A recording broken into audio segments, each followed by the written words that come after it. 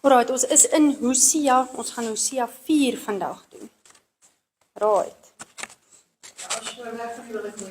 Ons is Tannie gaan nie glo nie, hulle gaan weer van koeie praat vandag. Die koeie kom weer op. Hy noem hulle weer koeie, maar nou die ander los. Dis vir my oulik gewees. Alright, so julle onthou in die eerste 3 hoofstukke van Hosea, dan gebruik God Hosea se lewe om vir hulle 'n profesie te wys, né? Hy sê, gaan trou vir jou 'n hoervrou, was dit 'n hoervrou of het dit 'n hoervrou geword? Nou, niemand weet regtig nie, die een kommentary sal so sê, die ander kommentary sal so sê, is dit relevant nie regtig nie, feit van die saak is, God wil vir hulle wys, dat hulle moet ophou hoereer. God is hulle man, hy is hulle vrou, en hulle verneek hom, hulle hoereer, en dit maak sy hartseer. Hy wil hê, hulle moet 'n gesonde huwelik hê, waar hulle mekaar kan vertrou, waar hulle nie afgode gaan dien nie, waar hulle nie rondloop nie, en dit is die hele punt van Hosea. Dis wat God probeer uitlig in hierdie eerste 3 hoofstukke van Hosea. Alright, Hosea 4. Nou tussen Hosea, ons gaan kyk of kan ons Hosea 4 tot 7 lees vandag. Alright.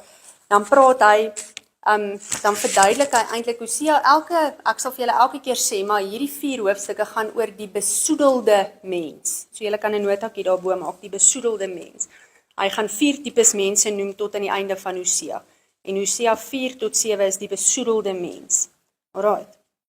Dan sê hy, hoor die woord van die Here, o kinders van Israel, want die Here het 'n regsaak met die inwoners van die land. Wat is 'n regsaak? 'n hofsaak, 'n judgment, 'n oordeel, 'n aantuiging, sien dit as 'n regsaak, né? Omdat daar geen trou is nie, daar's geen liefde nie, en daar is geen kennis van God nie. En die hoofstuk 4 van Hosea sal vir julle almal bekend wees vir daai vers, my volk gaan ten gronde weens 'n gebrek aan kennis. Maar nou wil ek vir julle sê, die hoofstuk van Hosea 3, dan verduidelik hy hoe Gomer weer rondloop, en dan, wat doen hy? Hy gaan koop haar. Na? En dit kan vir julle net wys na wat Jesus vir ons gedoen het. Op die einde van die dag het ons almal gesondig, ons almal is in elk geval in sonde gebore, en wat het Jesus gedoen? Hy kom betaal die ultimate prys om ons terug te koop.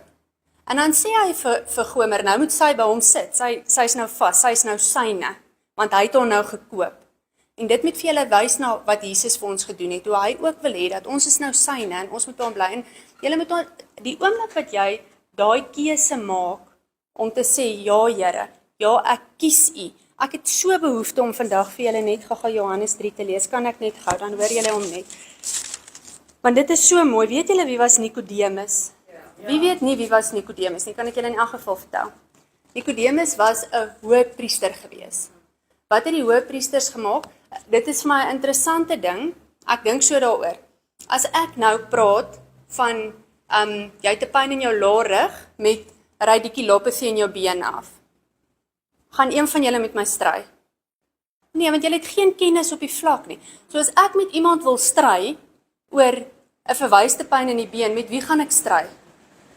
Met ander fisios, of met 'n dokter, of met iemand wat, so hoekom het Jesus altyd so met die fariseërs gestry? Want hulle was sy mense. Hulle het die woord, hulle was sy mense, hulle was die Jode, wat eintlik veronderstel was om nou die boodskap suiwer oor te dra, maar hulle het nie. Hulle het dit ernstig gepervers, hulle het dit getwist. Okay. Nou Nikodemus is die hoëpriester, hy is ryk, hy kry baie geld vir tiendes en goede wat hulle na die kerk toe bring. So hy is veronderstel om die woord suiwer vir die Jode te bring. So waar begin die corruption? By Nikodemus eintlik, né? Nou staan God in die vlees voor Nikodemus en hy mis dit. Die fariseërs mis vir God wat in die vlees voor hulle staan. Okay, maar Nikodemus kry tog 'n gedagte in sy hart. Nou is hy ook bang vir die ander, want onthou nou moet hy ook nou nog sy status behou. Hy moet ook nou nog sy huis behou. Hy moet ook nou nog hy kan nie die mense te veel offend nie. So hy gaan Hy gaan in die nag na Jesus toe, om by Jesus te gaan hoor. Nou hoor gou wat sê hy vir Jesus. Julle verstaan nou mooi wie's Nikodemus. Hallo Andri. OK, en daar was 'n man uit die Fariseërs met die naam van Nikodemus, 'n owerste van die Jode. Hy het in die nag na Jesus gekom en vir hom gesê, Rabbi, ons weet dat u 'n leraar is wat van God gekom het. Hoe het hy dit geweet? Hoe dink julle hoe het Nikodemus dit geweet? Want Jesus het wonderwerke gedoen. In die Ou Testament het geprofeteer, wanneer die Messias kom, gaan hy wonderwerke doen. So hierdie verwar hulle nou heeltemal, want hierdie lyk soos die Messias, maar hulle het gedink die Messias gaan 'n prins op 'n wit perd wees, wat die Romeine gaan kom oorrompel, sodat die Jode weer in bewind kan wees, en dit gebeur toe net nie so nie. Alright, okay. So, nou sê hy, Rabbi, ons weet dat u 'n leraar is wat van God gekom het, want niemand kan hierdie tekens doen wat u doen, as God dit nie doen nie, met hom doen nie. Jesus antwoord en sê vir hom, ons is by Johannes 3, Andri, voorwaar, ek sê vir jou, as iemand nie weergebore word nie, kan hy die koninkryk van God nie sien nie. Alright, nou sê Nikodemus vir hom. Nikodemus is nou baie verward. Hoe kan 'n mens, as hy oud is, gebore word? Maar dit is vir my 'n sinvolle vraag. Hy kan tog nie 'n tweede keer in die skoot van sy moeder ingaan en gebore word nie? En dan antwoord Jesus hom, dan sê Jesus vir hom, voorwaar, ek sê vir jou, as iemand nie gebore word uit water, is julle almal al uit water gebore? Is jy uit jou ma se baarmoeder? Jy lê mos in 'n sak water.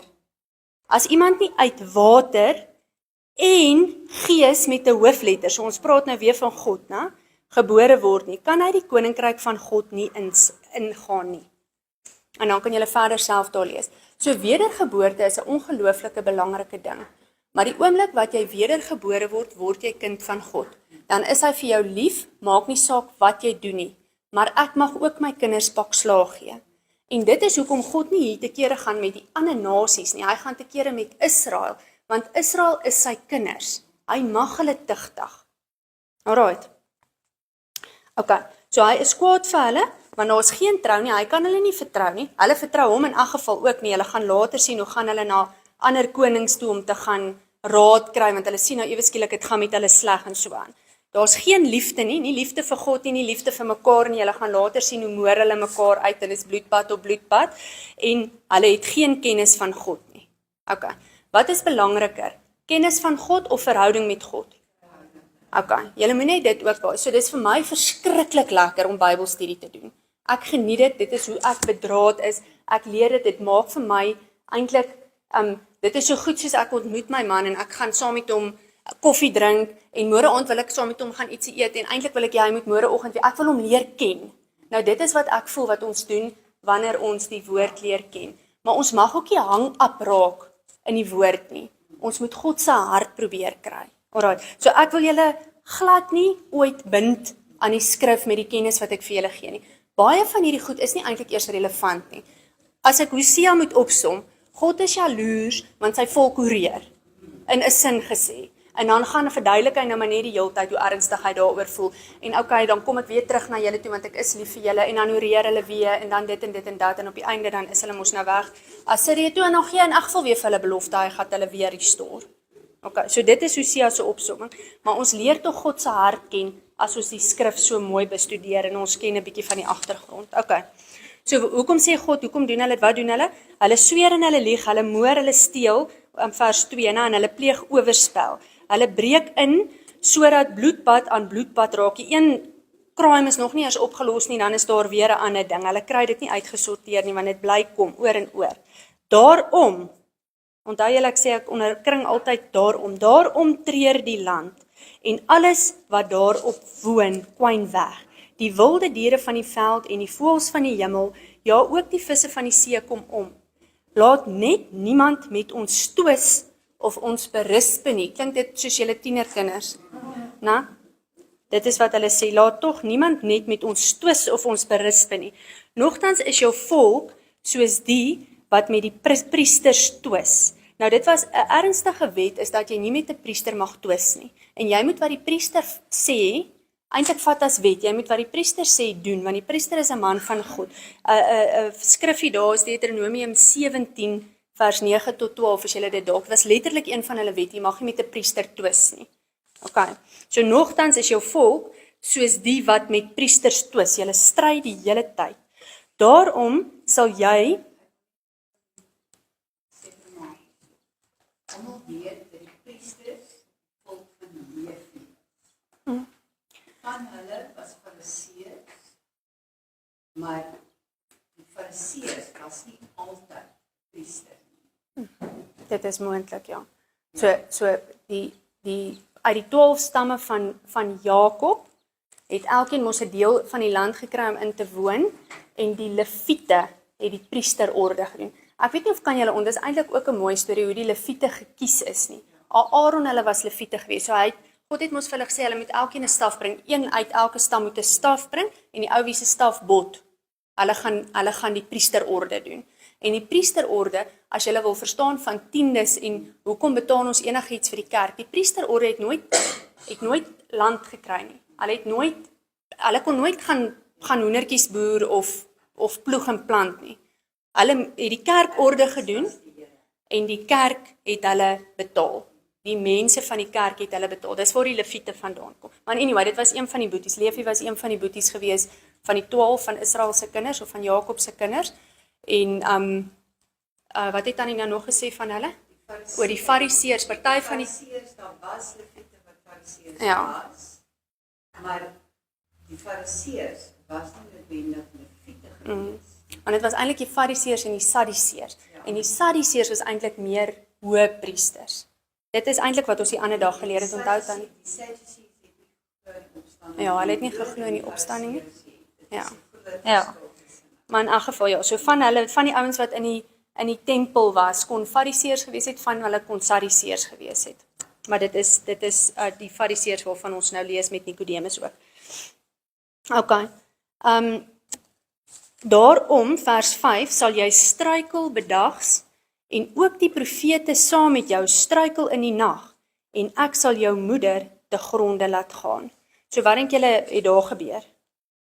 Dink julle hulle het maar dalk bedags gewerk en hulle pause gehou en dan in die aand het hulle dalk maar bietjie parties toe gegaan? Nou, ek dink dit is min of meer wat daar gebeur het. Dan vers 6 is die bekende vers, my volk gaan ten gronde weens 'n gebrek aan kennis. Kennis van wat? Kennis van die woord, kennis van God, kennis van die wet dalk ewen. Nou, omdat jy die kennis verwerp het, sal ek jou verwerp, sodat jy vir my die priesteramp nie sal bedien nie. En weet julle waar is hierdie vir my 'n vreeslike hartseer vers eintlik. As ons huishoudings so opgeset is dat jou man die priester, profeet en koning van jou huis is. Wat het die priester gedoen? Die priester het die volk se sake na God toe gevat. Wat het die profeet gedoen? Die profeet het God se woord na die mens, God het met die profeet gepraat, hy het God se woord na die mens toe gebring. Wat het die koning gedoen? Net taxes gevra, hulle net onderdruk. Nee, hy het hulle beskerm, hy het hulle huise gegee, hy het hulle gevoer, hy het die land onderhou. Okay, so wat moet jou man in jou huis doen? Hy moet jou sake, Here, hierdie een het nou dit by die skool gedoen, hierdie onderwyser het dit en dit, maar ek bring dit nou na u toe. Dit is hoe ons mans veronderstel is om te operate. Operate 80% van die mans so. Baie min van die mans operate so, né? Maar ek wil julle herinner, ons wat 'n vroue Bybelstudie is. Die skrif sê, die sagmoedige gees van 'n vrou sal haar man oortuig. Okay. So die manier hoe jy jou lewe leef en hoe jou hart verander terwyl jy God leer ken, is wat jou man se hart gaan draai om priester, profeet en koning in jou huis te wees. Okay. Maar dit is hoekom hierdie vir my so hartseer is, want hoor gou wat sê hy. Ek sal jou verwerp, sodat jy vir my die priesteramp nie sal bedien nie. So die mans kan nie, dit word van hulle af weggevat. Dis nogal hartseer, nou. Hoor nog, omdat jy die wet van jou God vergeet het, sal ek ook jou kinders vergeet. Hoe ernstig is dit? Nou? Okay. En julle moet vat net notiele van hierdie goed. Jy sit dalk môre dan dink jy, Here, dit gaan so sleg met my kind. Hoekom vergeet U my kind? Dan sê jy my maggies, ons het gister daarvan gelees. Dan gaan onthou in die meantime het Jesus gekom. So al wat jy doen is jy, Here, ons het hierdie nou in die Bybel gelees. Ons het nie genoeg kennis van U nie. Ons het dalk nie genoeg kennis vir ons kinders gegee nie. Ons is jammer. Ons gaan U skrif nou embrace. Wil U asseblief my kinders herstel? Dan bid ons skrif. God gaan jou so eer daarvoor. Hy gaan net om vir jou te wys hoe op die regte pad jy nou is, jou kind herstel. Dit is skrif gefundeer. Okay, ek wil vir julle nog 'n ding wys. Ek wil eintlik hê julle moet almal gaan blaai na Psalm 138 vers 2. Of ek kom so vinnig kon kry. 138 Psalm 138 vers 2. Dan lees jy hom gou in jou eie Bybel, lees hom net, dan sê jy vir my, wat is bo, God of die woord? As ek praat van die woord, praat ek van die Bybel. Uit daai versie uit, 138 vers 2. Wat is bo, God of die woord?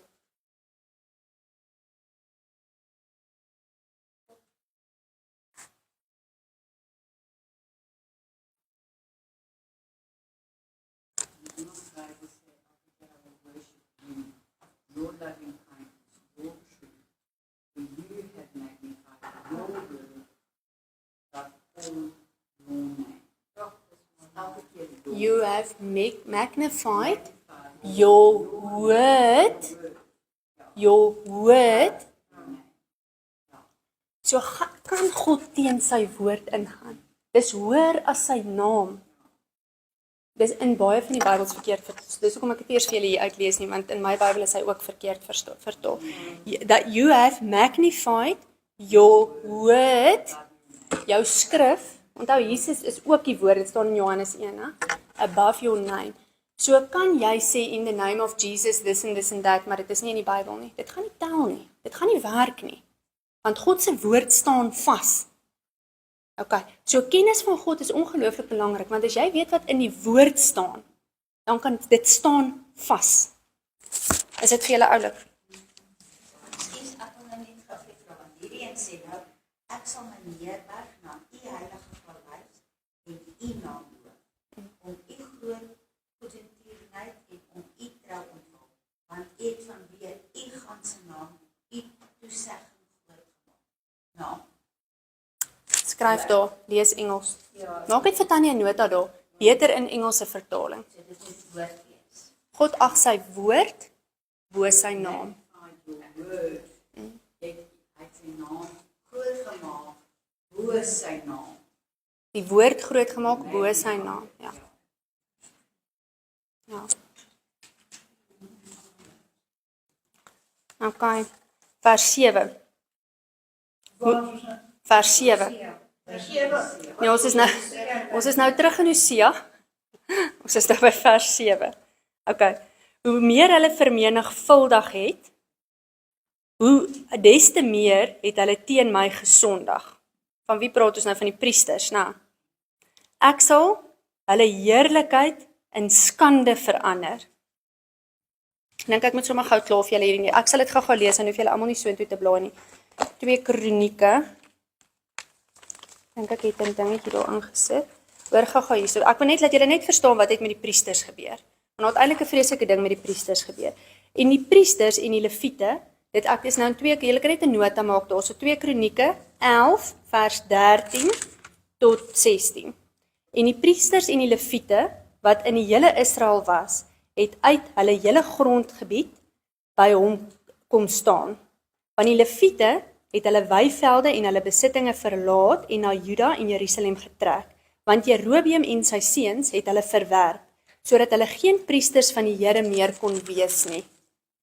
En, onthou ons is by Jerobeam, hy het vir hom priesters aangestel vir die hoogtes en veldduiwels en die kalwers wat hy gemaak het. Koeie, daar het hy alweer koeie gehad, het hulle aan by die beeste.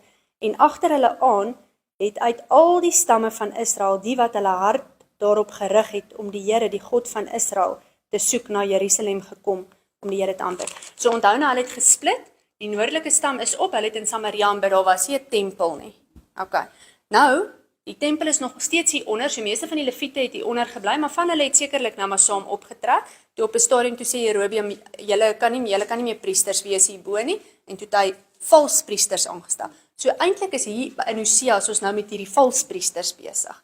Dis nou nie meer God se priesters wat ons hiervan praat nie. Hulle het Baal afgode, daai koei bediening was Baal afgode gewees.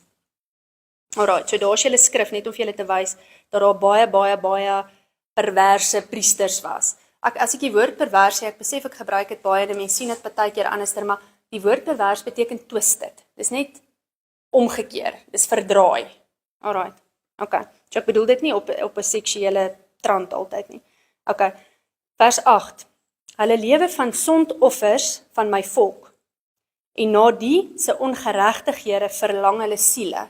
Hoe erg is dit? So hulle wil hê die volk moet oortree, want as die volk oortree, moet hulle offers bring, en hulle soek daai offers. Kan julle dink dat dit so vervalle kon geraak het?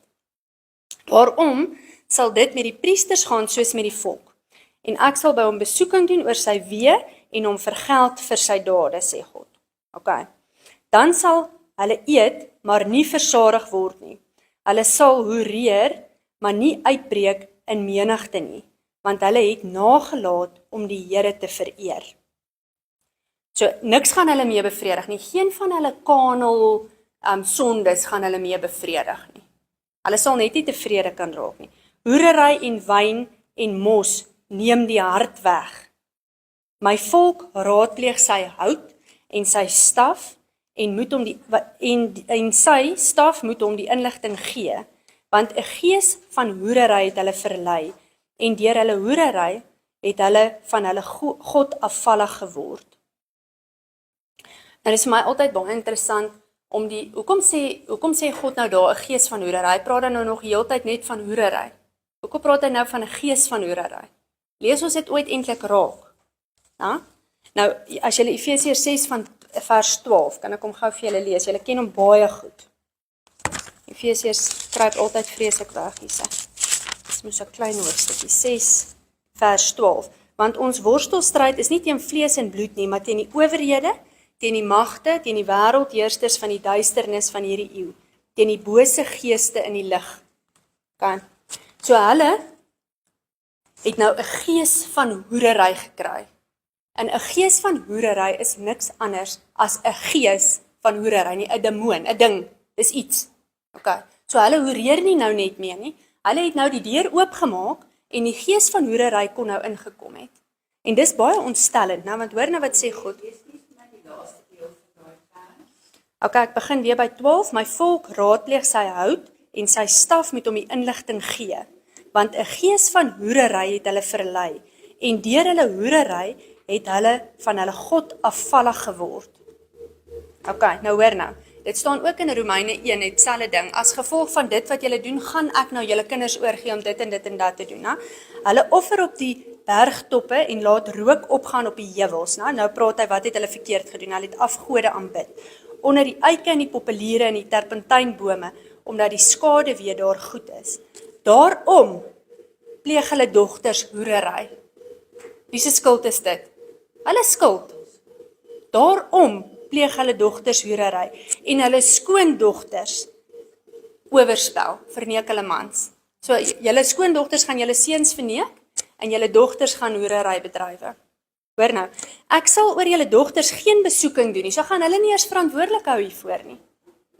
Omdat hulle hoereer nie en ook nie oor julle skoondogters omdat hulle oorspel bedryf nie, want die manne onder hulle self, nee, die manne sonder hulle self af met die hoere en offer met die tempelhoere, so kom dan die volk wat geen verstand het nie, tot 'n val.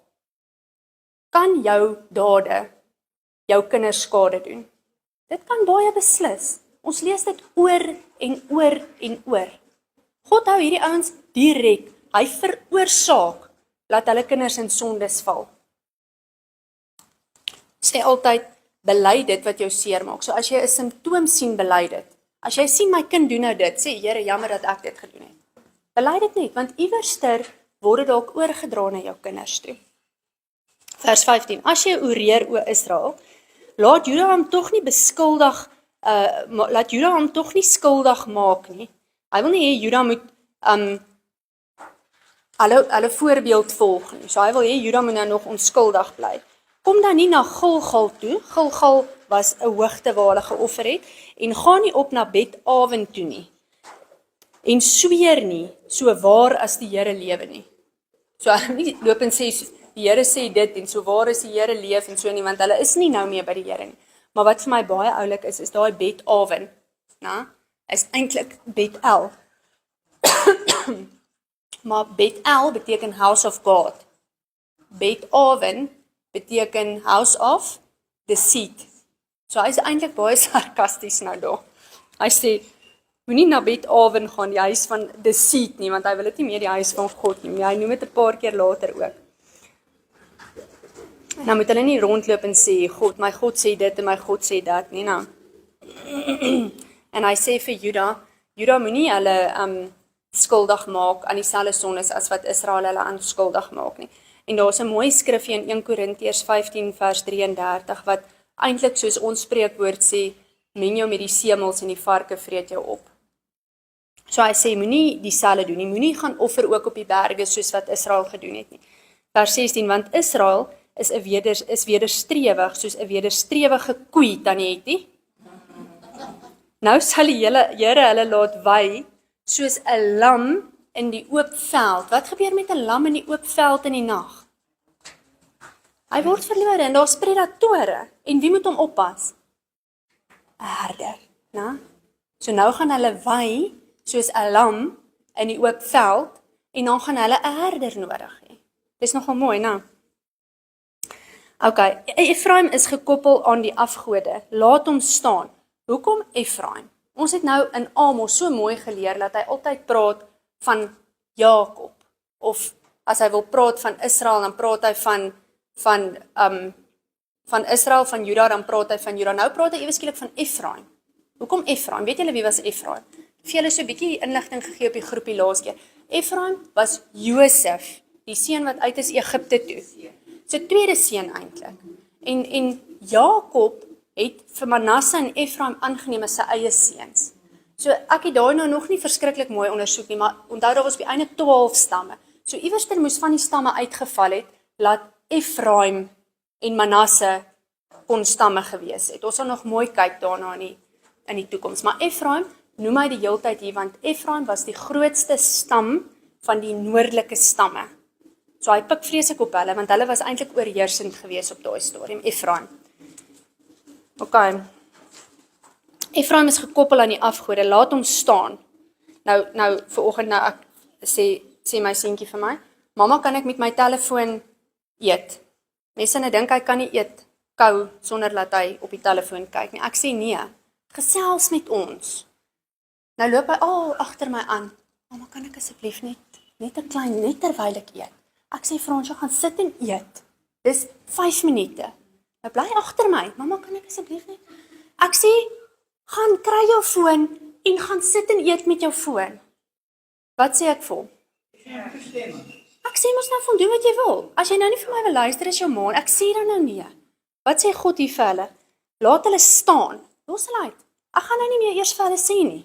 Ek gaan nie vir hulle sê wat reg of verkeerd is nie. Laat hulle nou net aankarring. Dit het vir my so aan dit laat dink, Shan. Arme kind, maar hy vat nie nee vir 'n antwoord, sit kom by die telefoon nie.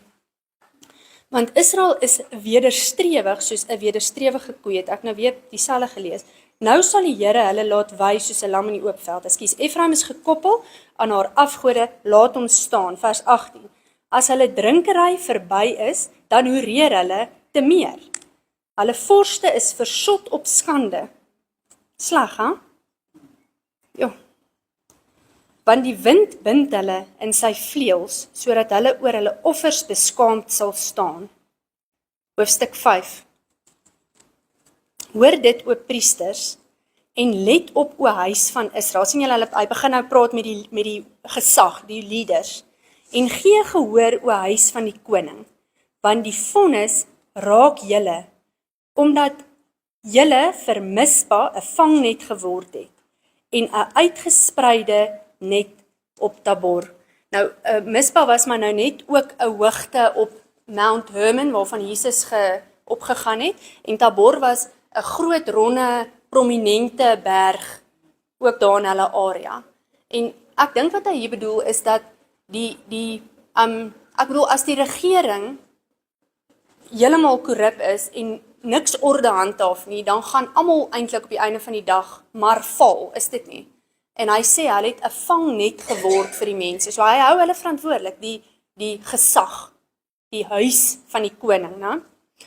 Vers 2, ja, in verderflike praktyke verdiep die afvalliges hulle, maar ek sal hulle almal tot tigtiging wees. Ek gaan hulle almal uitsort. Ek ken Efraim en Israel is vir my nie verborge nie, want nou het jy oorspel bedrywe, o Efraim. Israel is verontreinig. Hulle dade gedoog hulle terugkeer tot hulle God nie, want daar is 'n gees van hoerery in hulle binneste, en hulle ken die Here nie. Daai ken is weer yada, is weer daai intimate relationship, hulle het geen verhouding met God nie. Na? En die trotsheid van Israel getuig openlik teen hom, en Israel en Efraim sal struikel oor hulle ongeregtigheid.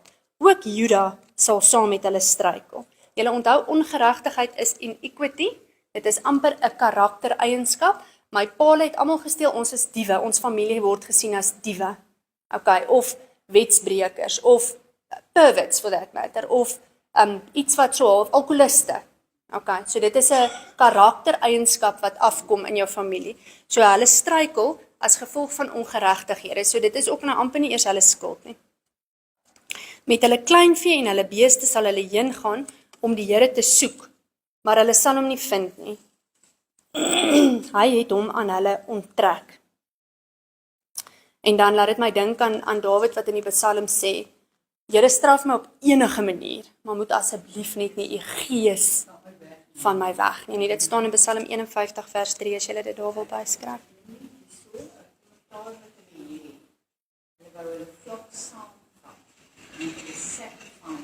Okay.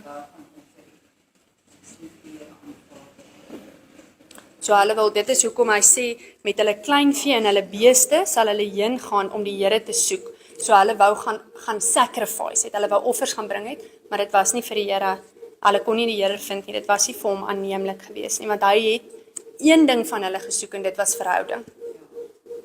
Okay. Hulle het troueloos gehandel teen die Here, want hulle het onegte kinders gewek. Nou sal die nuwe maan hulle met hulle velde verteer.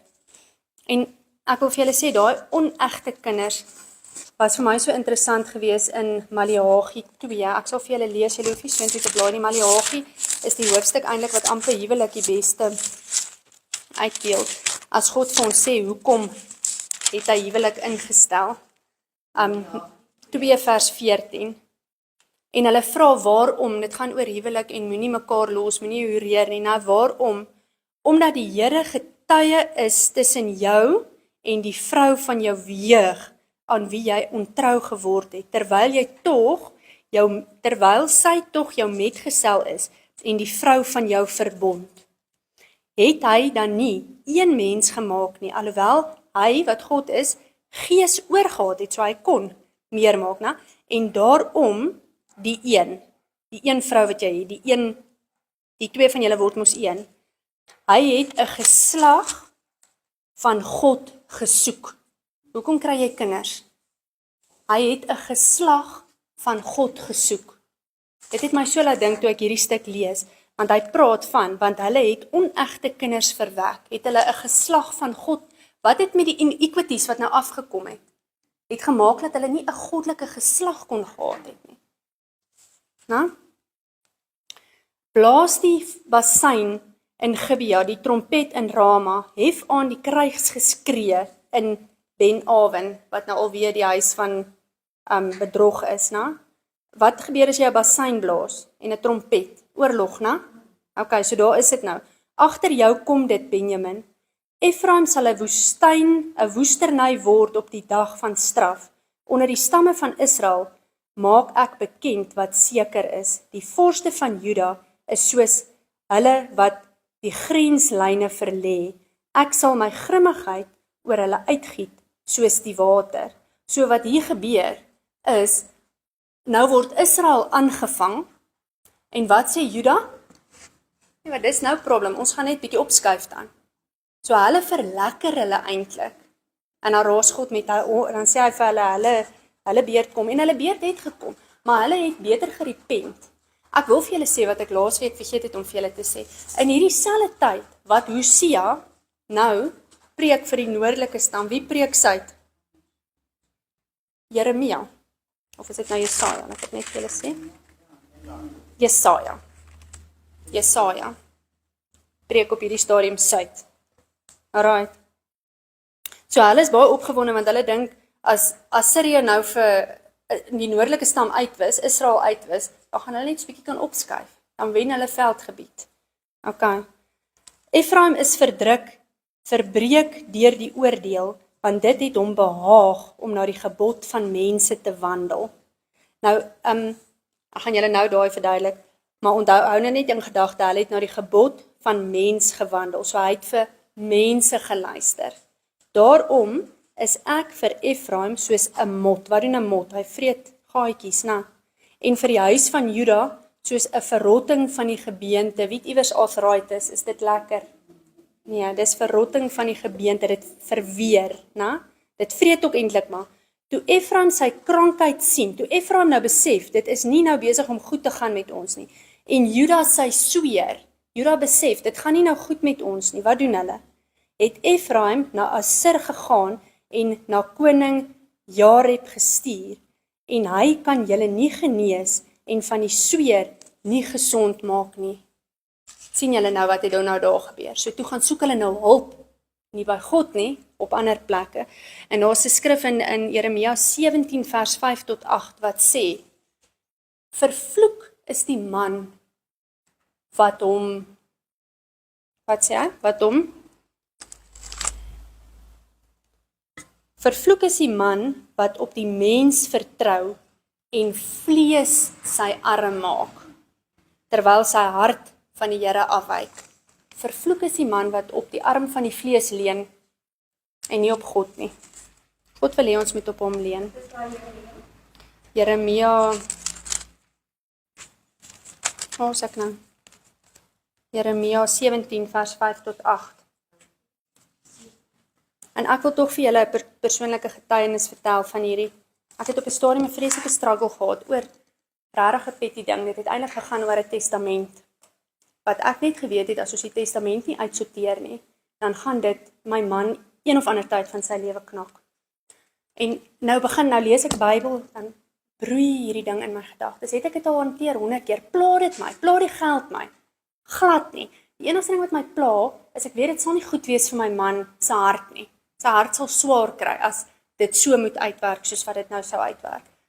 En ek bel 'n vriendin en ek sê vir haar, ek kry nie Bybel gelees nie. Die oomblik wat ek die Bybel oopmaak, dan maal hierdie ding in my kop. En ek soek nie geld nie, ek soek nie erf nie, dit is nie my regtig diep in my hart, genuine nie my intensie nie. Maar hierdie ding bly in my hart. En sy kan dit tot vandag nie onthou nie, maar sy gee vir my hierdie Jeremia 17 vers 5 tot 8. En een pasiënt kanselleer en ek sit so voor die Bybel en ek sê vir die Here, waar het ek staat gemaak op die mens? En die Here gee vir my 'n prentjie van 'n dokter wie se werk ek gedoen het. En die dokter het, ek wil amper vir julle sê, my in Rustenburg op die map gesit. Ek het vreeslike booming praktyk gehad as gevolg van sy werk. En toe trek hy. En ek kan my fisiovriendin se gesig onthou.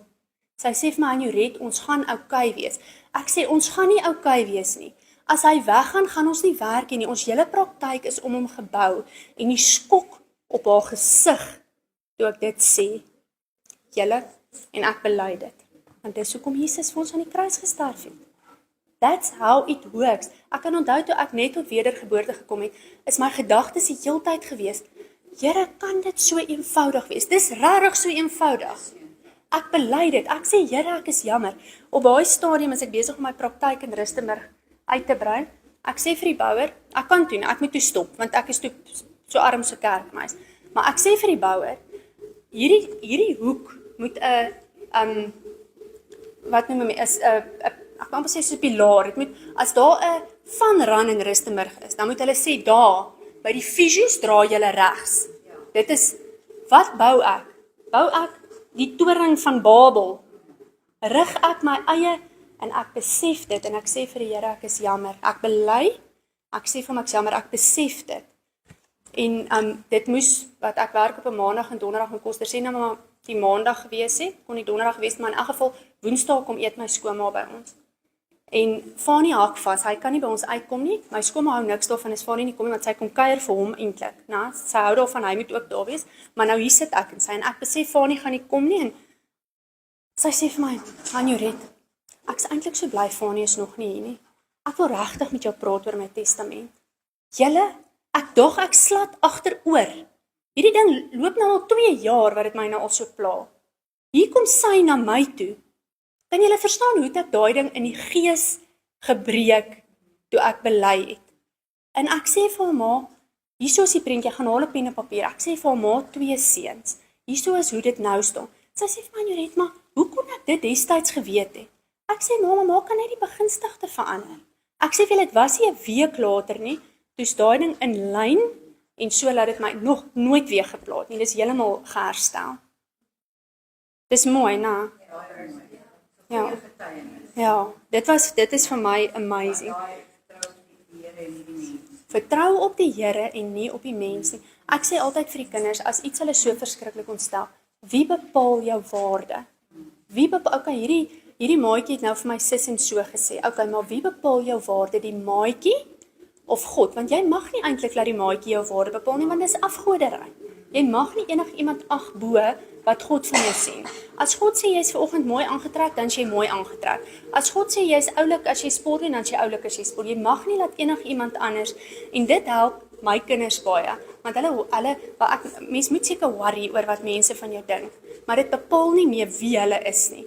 God bepaal wie hulle is. Suret se boyfriend se naam is Daniel, sy tweede naam, en Daniel beteken God is my judge, en ek kan julle guarantee, hy gaan heavy aanslag te kry op sy identiteit, omdat sy naam is God is my judge. So wie sê wie jy is? Wie sê waar jy oor 2 jaar gaan wees? Wie sê wat jou toekoms inhou? God is your judge. Wie mag jou veroordeel? Net God. Ek herinner hom so baie, nou Sondag in die kerk, skryf ek net Daniel, en weet hy presies wat ek sê.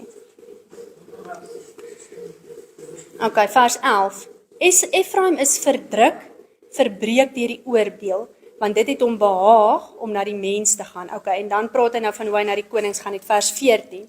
Want ek is soos 'n leeu vir Efraim. Wat maak 'n leeu? Hy vreet op, pens en poetjies. En soos 'n jong leeu vir die huis van Juda. Wat maak 'n jong leeu? Hy maak dit skade.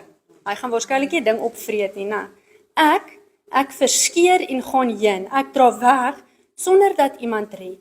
Dan gaan ek heen, ek keer na my woonplek terug, totdat hulle skuld beken en aan my en my aangesig soek. So totdat hulle besef wat het hulle nou gedoen en terugkeer na my toe. In hulle nood sal hulle my soek. Hoofstuk 6 kon eintlik net aangegaan het. Kom en laat ons terugkeer tot die Here, né? Sê hulle nou, dis nou Israel wat sê, want hy het verskeer en sal genees. Hy het verslaan en sal ons verbind. Hy sal ons na 2 dae lewend maak en op die 3de dag ons laat opstaan, sodat ons voor ons aangesig kan lewe. Wat beteken daai 2 dae, 3 dae? Is dit letterlike dae? As jy nou ooit wou, daai deel in wat Petrus sê van 'n dag is soos 1000 jaar, as jy dit nou ooit wou letterlik van, dan kan jy dit hier letterlik vat. Hoe weet ons dit? Ons leef 2000 jaar terug, so ons kan sien dis wat gebeur het. Hulle is in die 1ste eeu verslaan, in die 2de eeu het hulle teruggekom na hulle land toe, en dan is die vooruitsig mos nou, dat hulle in die 1000 jaar van vrederyk, dat God hulle 100% gaan herstel. Alright, so dis goed wat ons weet, so ons hoef nie vreeslik daaroor te wonder nie, want ons is ook nou al 2000, eintlik 'n bietjie meer as 2000 jaar later. So dit gaan oor generasie. Dit gaan ook oor generasies, dit gaan oor herstel.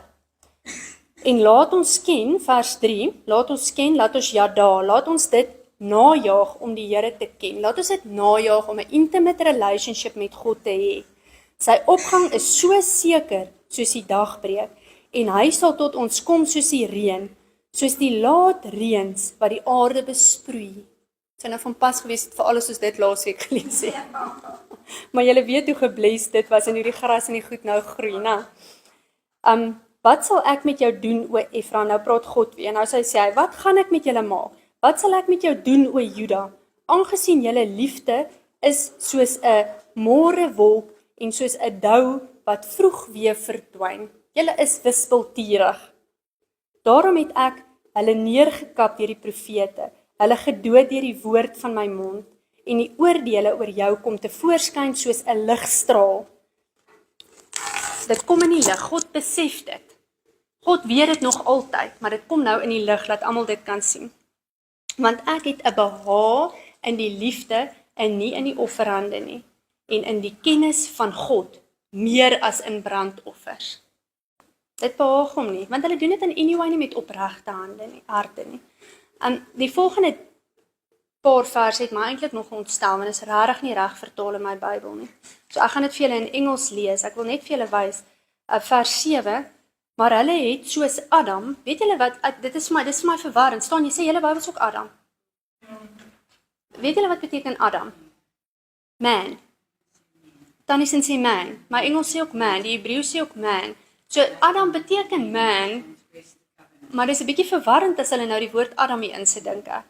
So hy sê, maar hulle het soos, en eintlik is dit men, dis 'n meervoud woord, hulle het soos mans die verbond oortree. Maar hoor nog gou as ek hom vir julle in Engels lees.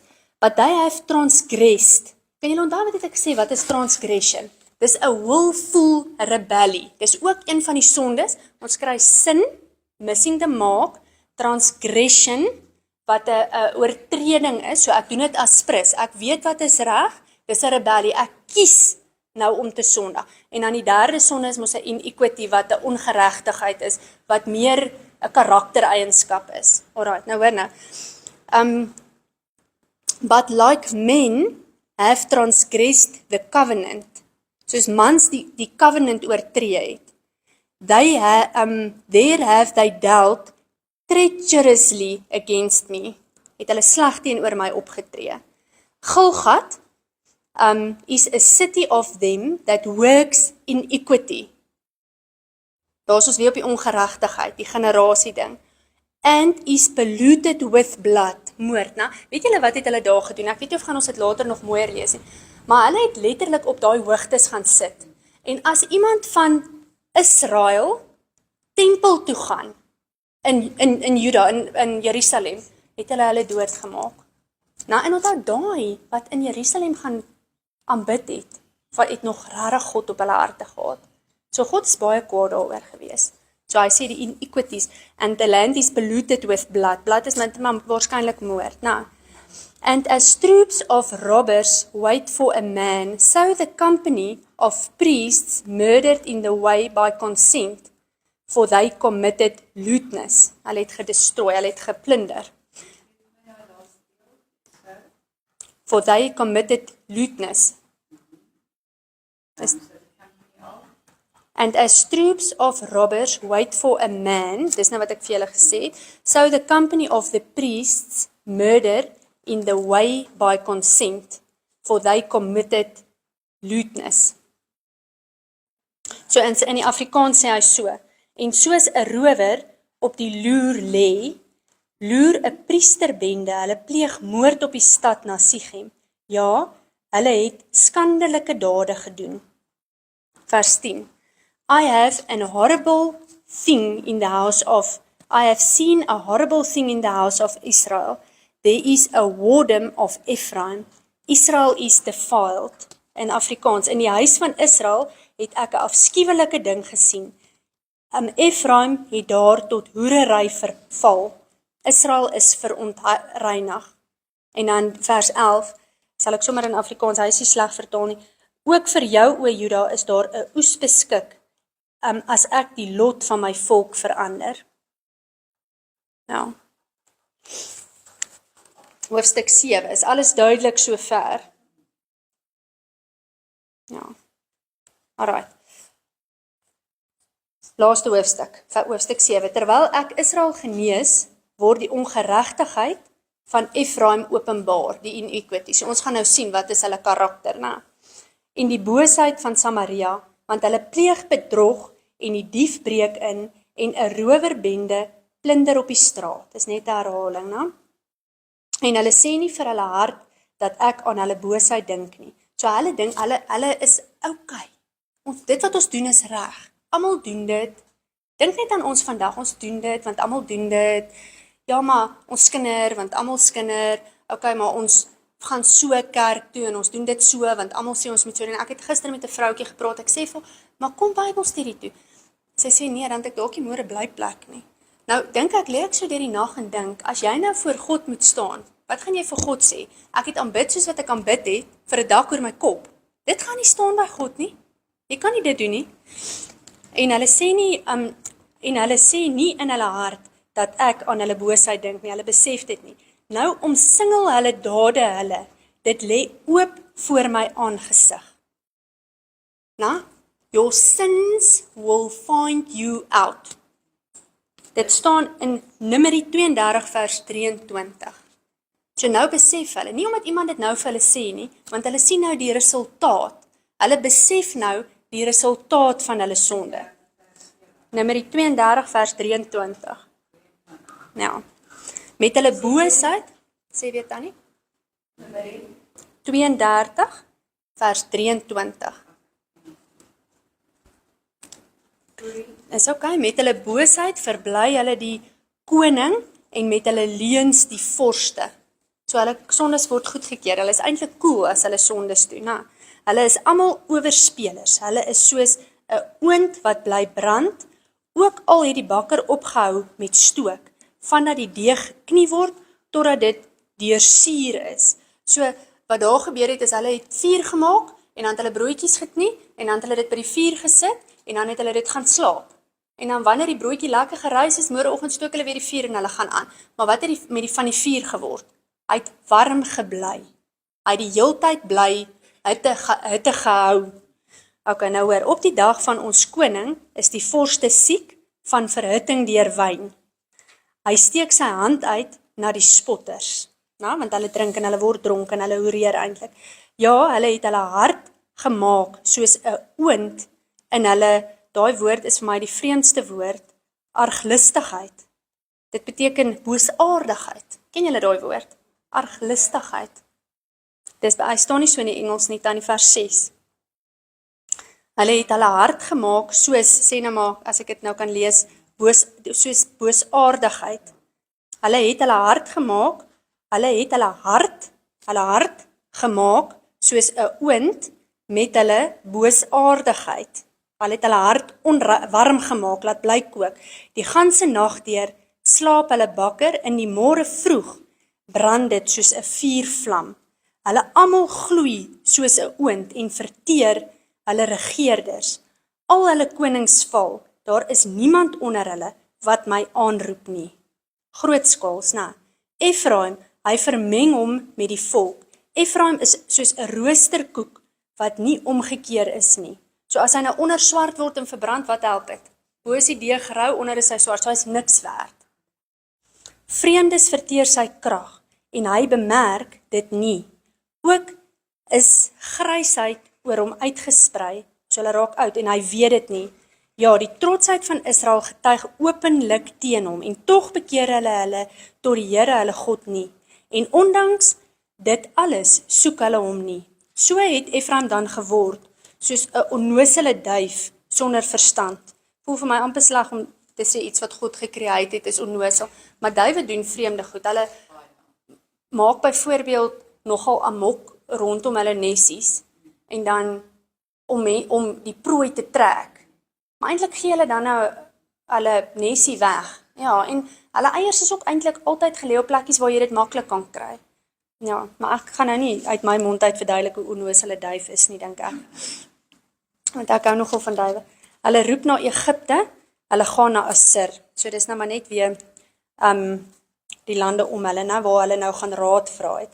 Dan vers 12, wanneer hulle gaan, sal ek my net oor hulle uitsprei, soos die voëls van die hemel trek ek hulle neer. Ek tigtig hulle, soos in die samekoms aangekondig is. Soos waar is die samekoms? Soos wat in hulle kerk, soos wat hulle preek, gaan ek hulle tigtig. Nou sê ek dit vir julle, wee hulle, omdat hulle van my weggevlieg het. Verwoesting oor hulle, omdat hulle teen my oortree het.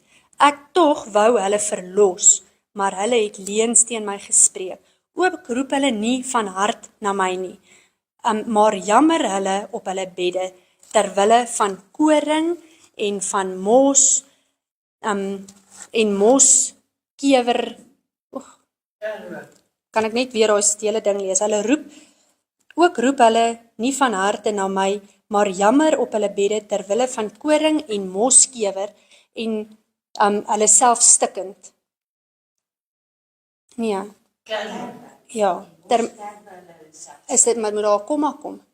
So kerwe hulle self stikkend. So met ander woorde, hulle sny hulle self. Dis wat daar staan. Ekskuus, ek vir my verwar nou in my oog. So hulle, ek gaan hom weer vir julle lees, hoor, laat ek hom net reg lees. Ook roep hulle nie van harte na my nie, maar jammer op hulle bedde. So hulle raak nou depressief, hulle raak moedeloos want dit gaan sleg met hulle. Terwille van koring en mos, terwille van aardse goed, kerwe hulle self stikkend. Sien julle?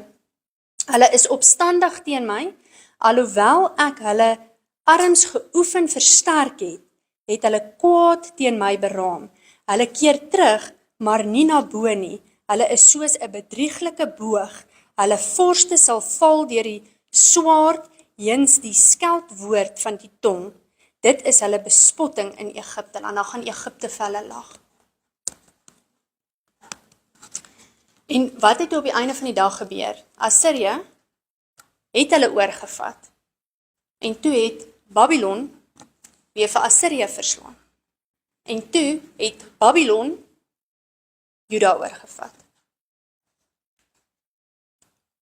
En dit is tot waar ek vandag vir ons wil lees.